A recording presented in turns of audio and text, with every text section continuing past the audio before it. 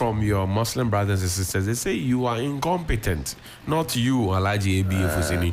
Not Alhaji Collins Dowd. They say that the totality of you managing the Hajj this year, you are incompetent. Have you heard that? Johnny. Have you heard that? Yes, I have, Johnny. What do you have to say to that? How can the hyena be pleased with the dance of a goat? No matter how gracefully the goat dances, it will not please the hyena. We are Muslims, and I can tell you that the overwhelming majority of Muslims will be very appreciative of the good works this Hajj task force has done. Very appreciative. John, I just told you that this year's organization is unprecedented in terms of the numbers. Almost 6,000. Almost 6,000. It has never happened in the history of our country. How can somebody who organizes such an unprecedented event be incompetent? They say where you this is the biggest numbers. They say where you put them to sleep, where you the accommodation you got for them was not the best. Don't worry. Johnny, I'm sure you've heard some of these concerns. I'm shaving you. Don't touch your head. Yes, I'm not touching it.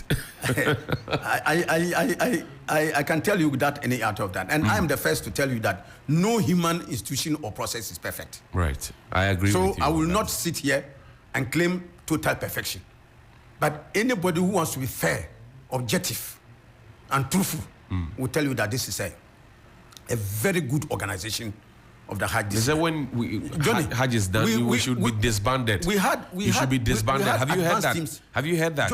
That you should be disbanded? Johnny, there was somebody even on social media, some of the things that you are saying, who came on social media about a month ago when we had just started the process, and indicated that, even the people who flew to Saudi Arabia, they had no medical attention, and that they were incompetent staff there to manage, and that the housing was very poor and far away in the distance. That's right. I heard that too. He said all of those things, and Johnny, within 3 days, he himself came back on the same social media and apologized and said this was a godly event, and he wants to first and foremost appeal to the Almighty Allah to forgive him, and then appeal to the Hajj board to forgive him, because they are sat down, planned, and he was chosen as the spokesperson to peddle the falsehood. Was it concocted? Concocted. That's what he himself said.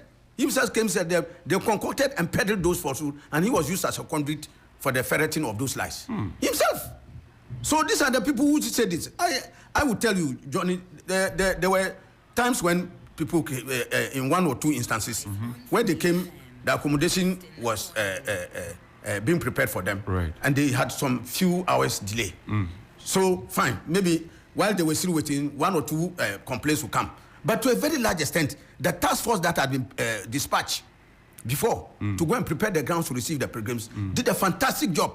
And the check-in time when they got to these places was very fast. And so they did not generally encounter problems, like I said, apart from hiccups. Look, Johnny, there was one instance where they said one air conditioning in a room was not working. Right.